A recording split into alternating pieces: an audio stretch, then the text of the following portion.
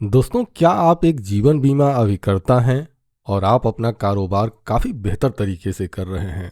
अब दोस्तों, आपके लिए हमारा एक सवाल है। सवाल यह कि आपको आपके जीवन बीमा कंपनी से एक लेटर मिलता है जिसमें लिखा होता है कि आज से 2 साल पहले आपने एक गलत बीमा पॉलिसी बेची थी, जिसके कारण आपकी एजेंसी को टर्मिनेट किया जाता है। मैं ईश्वर से यही प्रार्थना करता हूं कि किसी भी जीवन बीमा अभिकर्ता को इस तरह की परिस्थिति का सामना न करना पड़े। लेकिन विचार कीजिए, यदि ऐसा हो तो उस समय आपकी स्थिति क्या होगी। संभव है आप एक नए बीमा एजेंट हों, आपको आज मेरी बातों से कोई फर्क न पड़ता हो, लेकिन विचार कीजिए आज के 2 साल 3 साल के बाद आपका बीमा कारोबार बढ़ता है, आप महीने के लाखों रुपए कमाना शुरू करते हैं और उसके बाद अचानक आपको इस तरह की परिस्थिति का सामना करना पड़ता है। क्या स्थिति होगी। मुझे यकीन है कि आप मेरे प्रश्नों को सुनकर अपने पिछले कार्यों के विषय में जरूर सोच रहे होंगे। मैं यह भली भांति जानता हूं, हम में से लगभग हर अभिकर्ता जाने अनजाने कुछ गलत पॉलिसियां सेल कर देता है। दोस्तों, आज की यह जो वीडियो है, इस वीडियो का मूल विषय ही यह है कि जाने अनजाने हमसे कोई गलत पॉलिसी सेल हो गई है तो हम अपनी एजेंसी को सुरक्षित करने के लिए क्या कर सकते हैं। मुझे लगता है कि यह विषय हर जीवन बीमा अभिकर्ता के लिए बहुत महत्वपूर्ण है, तो मैं आपसे यही कहूँगा कि आप इस पूरी वीडियो को ध्यान से देखें, अंत तक ध्यान से देखें, वीडियो को स्किप न करें। निश्चित रूप से इसमें बहुत सारी जानकारी आपको आपके फायदे की मिल जाएगी। तो चलिए, आपके समय को नुकसान किए बगैर इस महत्वपूर्ण जानकारी को शुरू करते हैं। लेकिन दोस्तों, अपनी वीडियो में आगे बढ़ने से पहले मैं कुछ महत्वपूर्ण जानकारी आपको देना चाहता हूँ। दोस्तों, जैसा कि आप जान रहे हैं, इस समय मृत्यु दावे से संबंधित एक पूरा कोर्स आपके लिए चल रहा है। अब दोस्तों, यदि आप इस कोर्स को ज्वाइन करना चाहते हैं तो आप अपने डिवाइस में, मतलब मोबाइल या कंप्यूटर में, यूट्यूब को ओपन कर लें। जैसे ही आपके डिवाइस में यूट्यूब ओपन हो जाता है, यूट्यूब के सर्च बॉक्स में @रितेश LIC एडवाइजर लिखकर सर्च करें। ऐसा करते ही यूट्यूब के सर्च रिजल्ट में सबसे पहला लिंक आपको हमारे यूट्यूब चैनल का मिल जाएगा। आप इसको ओपन कर लीजिए। अब इसके बाद आप प्ले लिस्ट में चले आइए, क्योंकि हो सकता है कि आप काफ़ी लंबे समय के बाद हमारी इस वीडियो को देख रहे हों, तो उस समय भी अगर आप हमारे इस कोर्स को ज्वाइन करना चाहते हैं तो प्ले लिस्ट में आपको सर्च करना है। देखिए, टाइटल है LIC मृत्यु दावा training, LIC death claim form की जानकारी, ऐसा पूरा लिखा हुआ है। आपको इस प्ले लिस्ट को ओपन करना है। अब जैसे ही यह प्ले लिस्ट ओपन होती है, बारी बारी से सभी वीडियो यहाँ पर डिस्प्ले होने लगती है। अब जब आप इस प्ले लिस्ट को ओपन कर लेते हैं तो यह जो एड्रेस बार होता है, इस एड्रेस बार के राइट साइड में बुक मार्क का यह आइकॉन बना होता है, जो कि स्टार की तरह लिखा हुआ दिखाई देता है। आप इस पर क्लिक कर दीजिए। इसके बाद देखिए, फोल्डर ऑप्शन में ऑल बुक मार्क्स लिखा हुआ दिखाई देता है। आप इस पर क्लिक करके बुक मार्क बार पर आप इसको सेलेक्ट कर लें और सेलेक्ट करके ओके की बटन पर, डन की बटन पर क्लिक कर दें।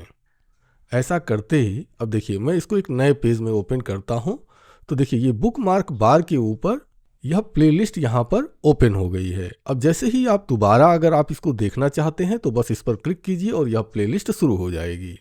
अब बारी बारी से आप किसी भी वीडियो को यहाँ से देख सकते हैं। चलिए, अब हम अपने मूल विषय को शुरू करते हैं।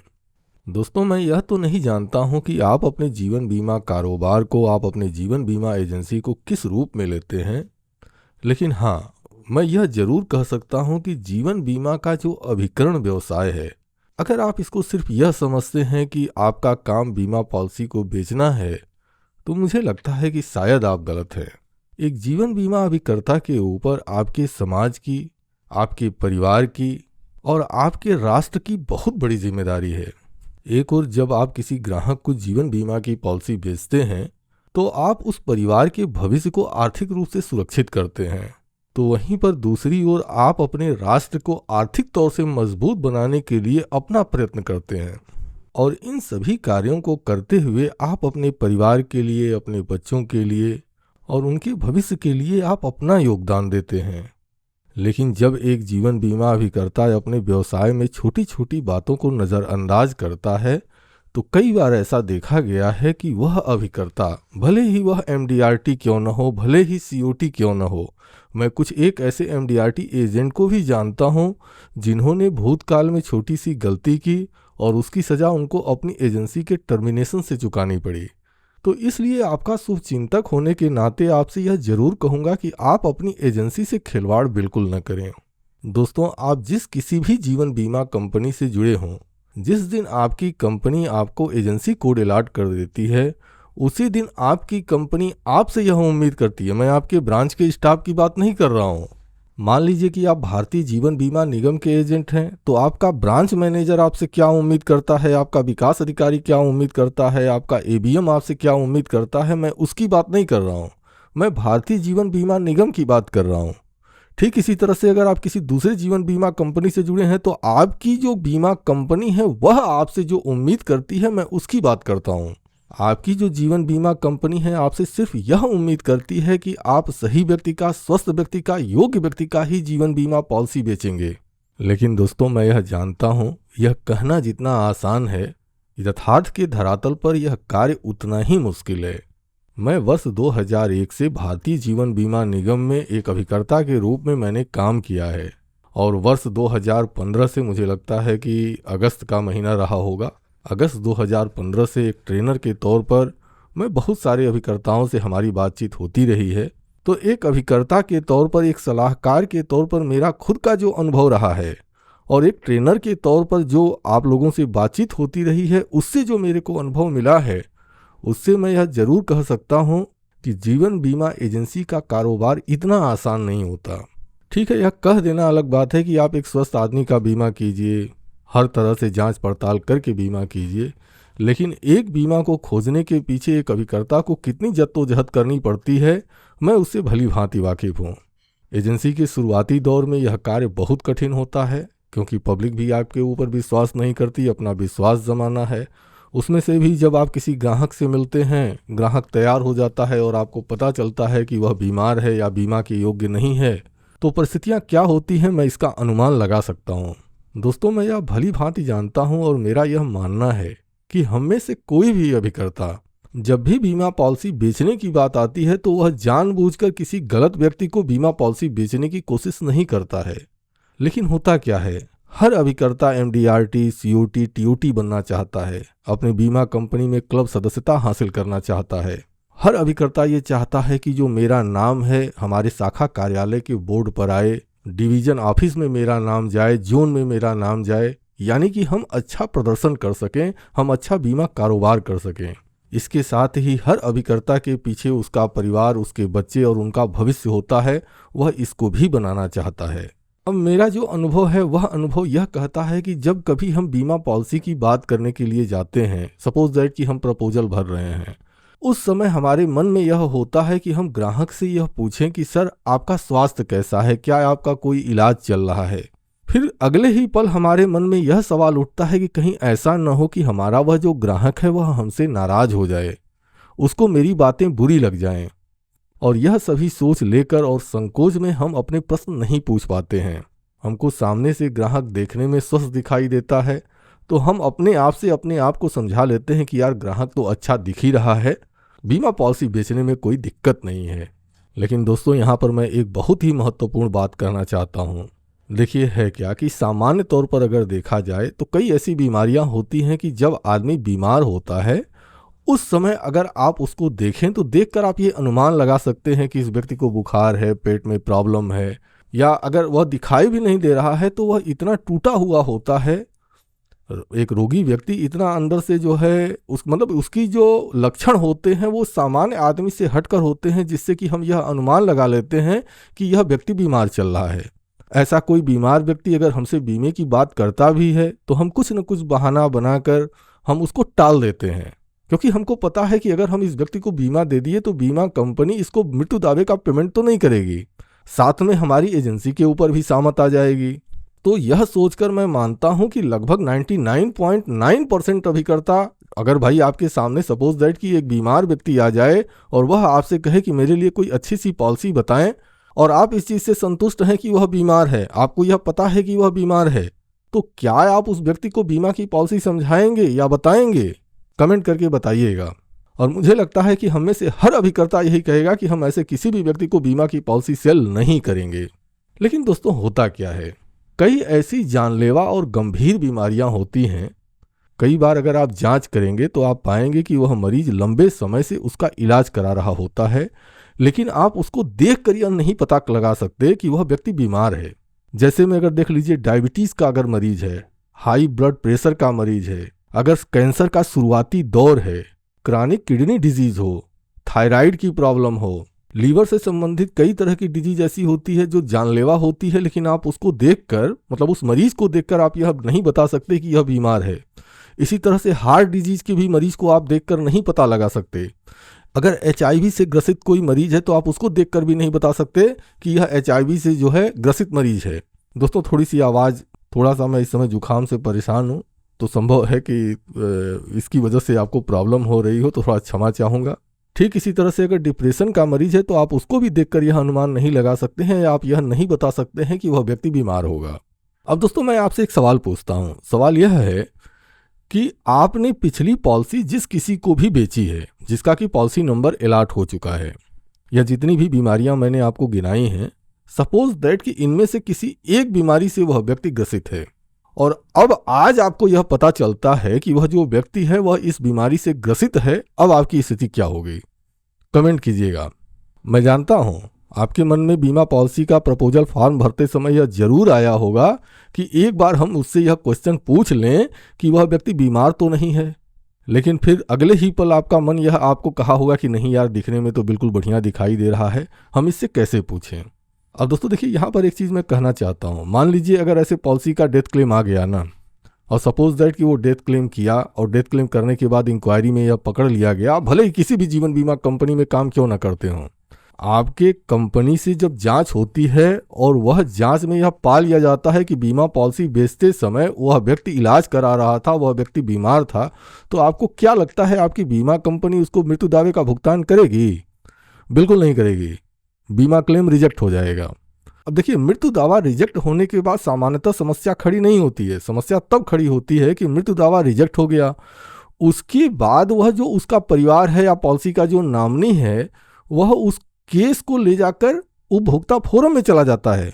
ऐसी कंडीशन में यह मान के चलिए कि अगर कोर्ट यह एक्सेप्ट कर लेती है कि मृत्यु दावे का भुगतान आपको करना होगा, आपके एजेंट के द्वारा गलती की गई है, तो इसकी सज़ा जो है वो नॉमिनी को नहीं मिलनी चाहिए। इस तरह की कई संभावनाएं होती हैं। तो ऐसी कंडीशन में या तो रिकवरी आपसे की जाएगी, या तो फिर आपका एजेंसी टर्मिनेट कर दिया जाएगा।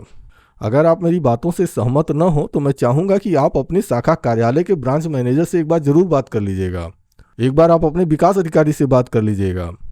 लेकिन अब सवाल यह उठता है कि भाई, संकोच की स्थिति तो है ना, हम ग्राहक से पूछें और ग्राहक नाराज़ हो जाए या ग्राहक को बुरा लग जाए, तो हम तो यह नहीं चाहेंगे ना कि हमारा जो भावी ग्राहक है वो नाराज़ हो। तो ऐसी बीमारियां जो कि प्रत्यक्ष रूप से समझ में नहीं आती हैं, हम उनका सटीक आकलन कैसे करें?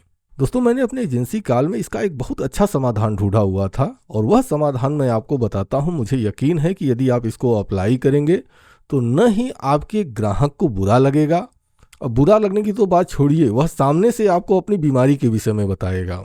इसके बाद आप तय कर लीजिए कि आपको उसको पॉलिसी बेचनी है या नहीं बेचनी है। देखिए, जब आप प्रपोजल फॉर्म भरते हैं, यह जो प्रश्न है प्रपोजल फॉर्म भरते समय ही अगर आप पूछेंगे तभी सटीक होगा, अदरवाइज फिर आप फेल हो जाएंगे। तो प्रपोजल फॉर्म भरते समय आपको अपने जो भावी ग्राहक है उससे सिर्फ एक क्वेश्चन करना है कि सर एक बात बताइए, क्या इस समय आपका कोई इलाज चल रहा है, या पिछले 1 साल 1.5 साल के बीच में आपका कोई इलाज चला है? कोई गंभीर बीमारी का अगर इलाज चला हो तो अगर हम उसको यहाँ पर नोट कर देते हैं तो बीमा कंपनी से आपको कुछ राहत मिल सकती है। मैं अगर अपने अनुभव कहूँ तो कुछ एक ग्राहकों के साथ ऐसा हुआ है कि ग्राहक अपनी बीमारी का पूरा जो काला चिट्ठा है वो ले आकर मेरे सामने रख दिया है। और मैं अगर अपनी बात, दिल से अगर मैं अपनी बात कहूँ तो देखिए, होता क्या है ना कि जब आप बीमा बेचने के लिए फील्ड में जाते हैं तो हमको बहुत संघर्ष करना पड़ता है। प्रपोजल फॉर्म भरने की बारी तो बिल्कुल लास्ट में आती है। एक क्लाइंट से 10 बार, 5 बार, 10 बार, 15 बार आप जब मुलाकात करते हैं तब जाके प्रपोजल फॉर्म भरने की बारी आती है। तो जब मैं यह तय कर लेता था कि मुझे इस व्यक्ति को बीमा बेचना है तो सबसे पहले मैं यह कोशिश करता था कि उसके विषय में यह जरूर पता कर लूं कहीं वह व्यक्ति बीमार तो नहीं है। और मैं अगर अपने अनुभव आपसे शेयर करूं तो मैं आपसे यह कह सकता हूं कि मतलब बाहर अगर आप पूछताछ करते हैं, उसके दोस्तों से पूछताछ करें, उसके पास पड़ोसियों से पूछताछ करें, तो उस समय आपको नहीं पता चलता। अगर कोई ऐसी छिपी हुई बीमारी है, कोई अदृश्य बीमारी है, तो उसके विषय में आपको उस समय नहीं पता चलता है। लेकिन जब आप प्रपोजल फॉर्म भरते हैं और यह प्रश्न पूछते हैं, तो उस ग्राहक को यह महसूस होता है कि अरे यार, चलो यार, मेरी बीमारी का इलाज चल रहा है और बीमा मैं करा ही रहा हूँ, तो यहाँ से बेनिफिट हो जाएगा। तो इस वजह से वह जो क्लाइंट है वह अपने रोगों का पूरा हिस्ट्री, उसका पूरा प्रमाण आपके सामने पटक देता है। तो आप इस तकनीक को अपना कर देखें, आप निश्चित रूप से गलत बीमा बेचने से बचेंगे। हाँ, एक क्वेश्चन आपका हो सकता है कि मान लीजिए हमने यह क्वेश्चन पूछा और उसके बाद सपोज दैट कि उसने हमको लिस्ट दिखा दी और फिर वो हमसे पूछता है कि भाई आपने बोला था कि छूट मिलेगी। तो देखिए, आप उससे यह कह सकते हैं कि आपको जो यह बीमारी हुई है यह लिस्ट में नहीं है, और मुझे नहीं लगता कि इस विषय में बहुत कुछ बताने की ज़रूरत है। आप अपना निर्णय लीजिए। एक बड़ी, कहा जाए, संकट से आप बच रहे हैं, गलत बीमा से बच रहे हैं। अगर अनजाने में आप गलत बीमा बेच देते और सपोज दैट कि कल की डेट में वह क्लेम हो जाता, तो कितने तरह की परेशानियों का सामना आपको करना पड़ सकता है, इसका अनुमान आप लगा सकते हैं। अब चलिए हम अगले विषय पर चलते हैं, लेकिन अगला विषय शुरू करने से पहले मेरा क्वेश्चन आपसे यह है कि आप कौन सा बीमा बेचना ज़्यादा पसंद करते हैं?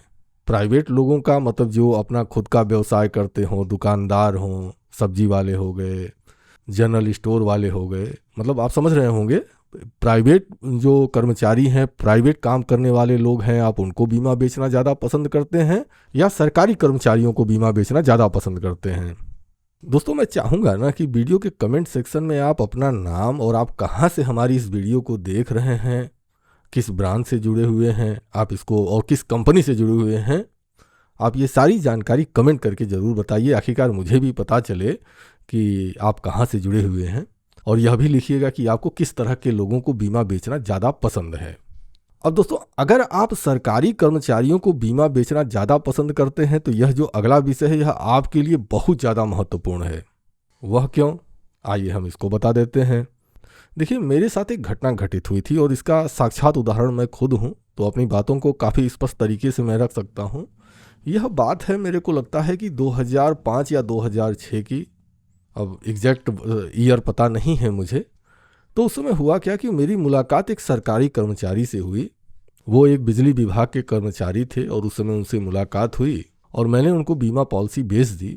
और संयोग कुछ ऐसा बना, और मुझे लगता है कि शायद ये ईश्वर की बहुत बड़ी कृपा थी, मेरी बात उनके साथ ही उनके एक कलीग्स थे उनसे हो रही थी, और कुछ रिबेट वगैरह का चक्कर था, जिस वजह से जो है वो बार्गेनिंग चल रही थी।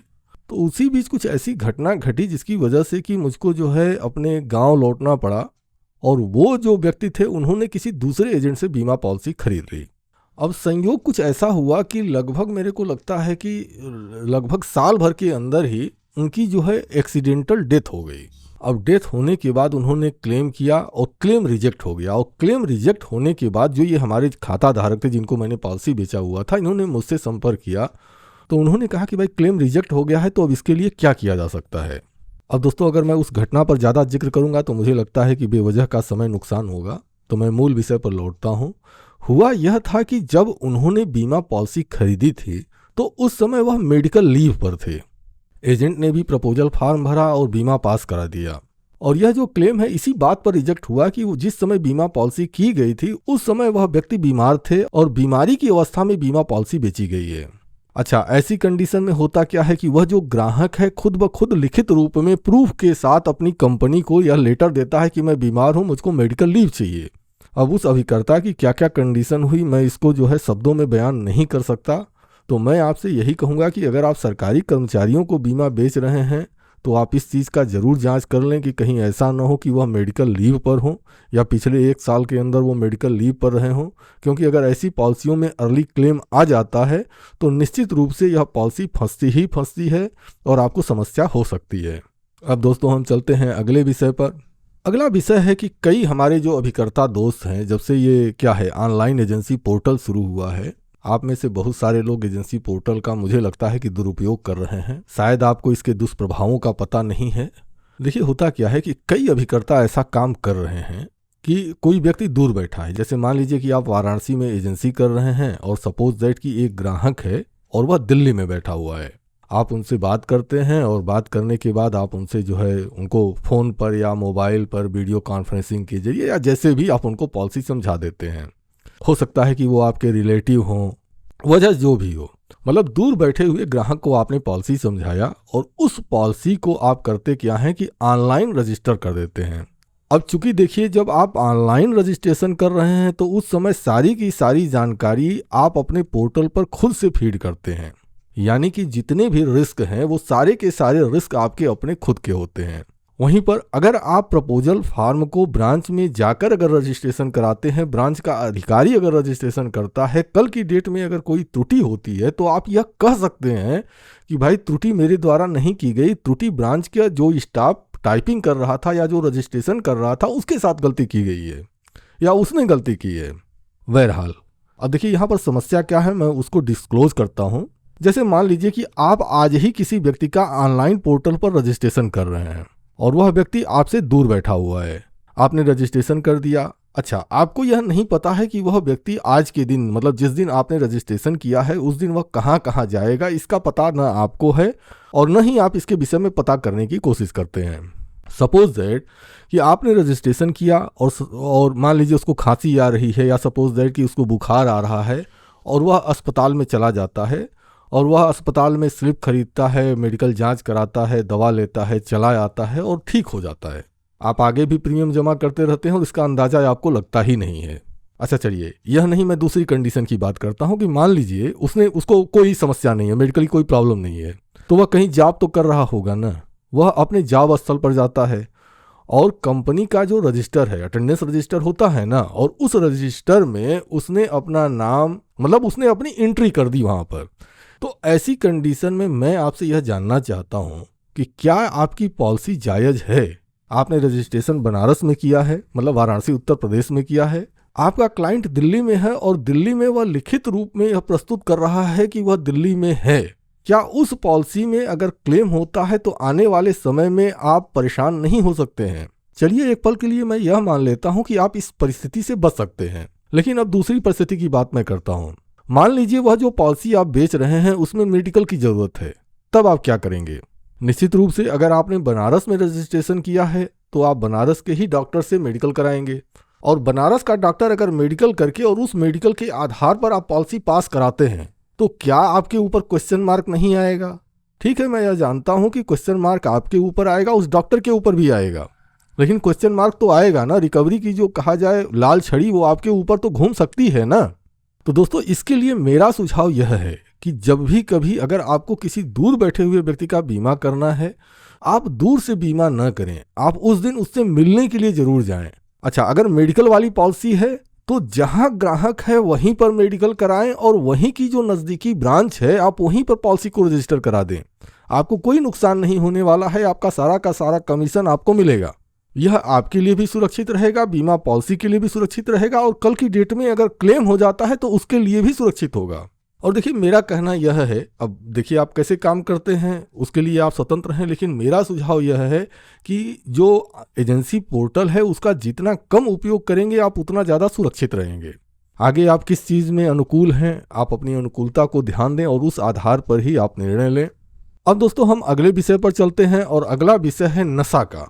दोस्तों देखिए, अगर कोई ग्राहक ऐसा है जो ज़रूरत से ज़्यादा नशा करता है और आप उस व्यक्ति का बीमा कर देते हैं, बाद में वह जो नशा कर रहा है उसी नशे के कारण वह बीमारी का शिकार हो जाता है और ख़ास तौर से अर्ली क्लेम अगर उस पॉलिसी में आ जाता है तो ऐसी कंडीशन में आपके एजेंसी पर निश्चित रूप से खतरा आ सकता है। तो मेरा सुझाव यही होगा कि अगर कोई बहुत ज़्यादा नशा करने वाला व्यक्ति है तो आप उसको बीमा पॉलिसी बेचने से बचें। दूसरा चीज़, अगर कोई व्यक्ति सामान्य से ज़्यादा नशा करता है, जैसे सपोज दैट कि कोई एक ऐसा व्यक्ति है जो दारू पीता है, सामान्य से ज़्यादा दारू पीता है। सामान्य से ज़्यादा का मतलब यह कि उसके पास पड़ोसी, उसके मित्र दोस्त या सभी कोई जानता है कि वह दारू पीता है। हाँ, आपको ये लगता है कि वह इतना तो नहीं पीता, और दारू की ही बात नहीं है, दूसरा भी कोई नशा हो सकता है। तो सपोज दैट आपको यह लगता है कि वह इतना नशा तो नहीं करता है कि वह उस नशे के कारण बीमार हो जाए, तो ऐसी कंडीशन में देखिए बीमा बेचने से बचना चाहिए, मैं यही कहूँगा। लेकिन फिर भी अब चूंकि ऑनलाइन पोर्टल है और एक ऐसा प्लेटफॉर्म है, मैं बहुत कुछ नहीं बोल सकता हूं, लेकिन यह उम्मीद करता हूं कि आप इसका सही आकलन कर लेंगे। देखिए, मेरा कहना यह है कि अगर कोई व्यक्ति सामान्य से ज़्यादा नशा करता है लेकिन उसके साथ में वह किसी ऐसे व्यवसाय से जुड़ा हुआ है जो काफ़ी रिस्की है, तो ऐसी कंडीशन में ऐसे व्यक्तियों को बीमा पॉलिसी बेचने से बचना चाहिए। अपनी बात को मैं एक उदाहरण से स्पष्ट करना चाहता हूँ। मान लीजिए आपने किसी एक ऐसे ही व्यक्ति का बीमा कर दिया और सपोज दैट कि वह ड्राइवर है और वह ड्राइव कर रहा है और उसका एक्सीडेंट हो जाता है, उस एक्सीडेंट में डेथ हो जाती है। तो ऐसी कंडीशन में उसकी पोस्टमार्टम होगी और पोस्टमार्टम रिपोर्ट में यह निकल जाता है कि ड्राइव करते समय उसने ड्रिंक किया हुआ था। तो निश्चित रूप से आपकी जो जीवन बीमा कंपनी है वह इस आधार पर जांच जरूर करेगी कि क्या जिस समय आपने बीमा बेचा था उस समय वह नशा करता था कि नहीं करता था।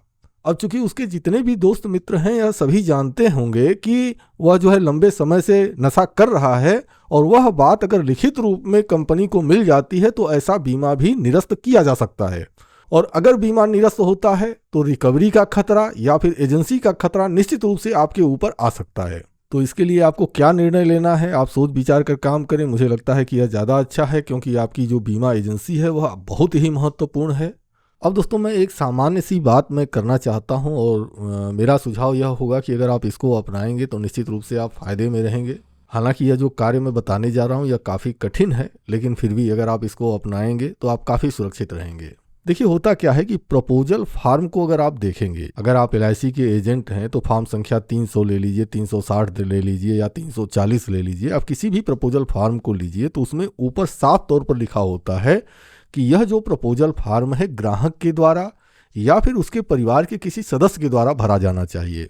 लेकिन यथार्थ में क्या होता है? यथार्थ में होता यह है कि हमारा अभिकर्ता ही उस फार्म को भरता है। दोस्तों यदि संभव हो सके तो आपके लिए मेरा सुझाव यह होगा कि जब भी प्रपोजल फार्म भरने की बात आती है तो आप कोशिश यह करें कि फार्म को ग्राहक से ही भरवाएं। अगर ग्राहक भरने में असक्षम है तो उसके परिवार का कोई सदस्य को आप शामिल करें और उससे फार्म भराएं। यदि वह भी संभव नहीं है तो अगर आपके पास कोई स्टाफ है या आपका परिवार का कोई सदस्य है तो आप उससे फार्म भराएं, आप खुद फार्म न भरें। अब मैं ऐसा क्यों कह रहा हूं? भविष्य में अगर आप कभी संकट में आते हैं तो आप इसके खुद साक्षी हो जाएंगे। प्रपोजल फार्म में अगर आप सिर्फ अपने हस्ताक्षर और अपना मुहर लगाते हैं तो आप काफ़ी हद तक आप सुरक्षित रहते हैं। हाँ, जो एजेंट कॉन्फिडेंशियल रिपोर्ट होती है उसको आपको खुद से भरना चाहिए, वह किसी दूसरे से नहीं भरवाना चाहिए। अभी मैंने आपको बता ही दिया कि एजेंसी पोर्टल पर जब आप रजिस्ट्रेशन कर रहे हैं तो अगर आप उससे जितना ज़्यादा बचेंगे वो ज़्यादा आपके लिए लाभप्रद रहेगा, आपके एजेंसी को सुरक्षित रखेगा। अब चलिए हम इस वीडियो की सबसे महत्वपूर्ण टॉपिक को शुरू करते हैं और महत्वपूर्ण टॉपिक यह है कि ठीक है भाई, आज मुझे यह पता चल गया कि इस तरह की गलतियों से हमारी एजेंसी को नुकसान हो सकता है। हम जिसको बीमा पॉलिसी बेचेंगे उसको भी लाभ नहीं होगा, तो हम आने वाले समय में ऐसी गलतियां नहीं करेंगे। लेकिन जाने अनजाने अगर भूतकाल में हमसे कोई ऐसी गलती हो गई है तो फिर हम अपने एजेंसी को सुरक्षित कैसे करें? तो दोस्तों देखिए, एक चीज़ तो मैं कहूँगा कि अगर गलती हो गई है तो मेरे पास देखिए कोई ऐसा रामबाण उपाय तो नहीं है कि हम आपको उस मिस्टेक से निकाल सकें। लेकिन हाँ, मेरे कुछ सुझाव हैं, अगर आप इसको फॉलो अप करते हैं तो निश्चित रूप से आप काफ़ी हद तक अपने आप को सुरक्षित रख सकते हैं। देखिए, सबसे पहला काम तो आपको यह करना है कि रॉन्ग पॉलिसी आपको बेचनी ही नहीं है। लेकिन अगर आपने पॉलिसी बेच दी है तो आप कोशिश यह करें कि वह जो ग्राहक है आप उससे यह कह दें कि भाई आपको अपने पॉलिसी की प्रीमियम समय समय से जमा करनी है, आपकी पॉलिसी लैप्स नहीं होनी चाहिए। और बाई चांस अगर उसकी पॉलिसी लैप्स हो जाती है तो आपको रिवाइवल नहीं कराना है। मैं आपको बोल रहा हूं, मीन्स आपको आपका एजेंसी कोड, आपका सिग्नेचर उस रिवाइवल फॉर्म पर नहीं जाना चाहिए। और सपोज दैट कि कल की डेट में अगर उस पॉलिसी में डेथ क्लेम आ जाता है तो जो डेथ क्लेम के फार्म होते हैं वह डेथ क्लेम का फार्म हो गया, या फिर जो डेथ क्लेम के समय एजेंट रिपोर्ट लगाई जाती है वह उसमें से किसी भी चीज़ को आपको खुद नहीं भरना है। अब आप पूछेंगे कि ऐसा क्यों? दोस्तों देखिए, इसका बहुत बड़ा कानूनी पक्ष है। सपोज दैट कल की डेट में वह क्लेम रिजेक्ट हो गया। रिजेक्ट होने के बाद वह जो परिवार के सदस्य हैं वह कोर्ट में चले जाते हैं। तो जब कोर्ट में जाएंगे तो वहाँ का फैसला क्या होगा ये तो ना मुझे पता है ना आपको पता है, लेकिन हाँ, आपसे पूछताछ जरूर की जाएगी। अब सपोज दैट कि आपसे आपकी कंपनी या कोर्ट में आपसे पूछताछ होती है कि आपने यह पॉलिसी इस तरह से सेल क्यों की, वह व्यक्ति बीमार था या जानते हुए आपने पॉलिसी क्यों बेची, तो निश्चित रूप से आप उस समय यह कह सकते हैं कि सर, जब मैंने यह पॉलिसी बेची थी तो मुझे यह बिल्कुल अनुमान नहीं था या मुझे यह बिल्कुल नहीं बताया गया था कि इस तरह के अदृश्य रोगों से यह ग्रसित हैं, मुझे इसका अनुमान नहीं था सर। लेकिन अगर आपने रिवाइवल कराया है तो मान लीजिए उस समय आपको नहीं पता था, आपने फिर रिवाइवल क्यों कराया? आप ये कहते हैं कि नहीं, बाद में भी मुझे नहीं पता चला। तो भाई LIC या जो भी जीवन बीमा कंपनी है वह किसी न किसी लिखित रूप में लिखित प्रमाण के आधार पर ही तो वो क्लेम को रिजेक्ट की होगी। तो जीवन बीमा कंपनी ने जिस आधार पर क्लेम को रिजेक्ट किया होगा वह आधार बीमा कंपनी प्रस्तुत कर देगी और आप उस समय क्वेश्चन मार्क में आ जाएंगे और आपकी एजेंसी को फिर मान के चलिए कोई बचाने वाला नहीं मिलेगा। अच्छा, सपोज दैट कि आपने डेथ क्लेम के फॉर्म को नहीं भरा है, किसी दूसरे एजेंट ने भरा है।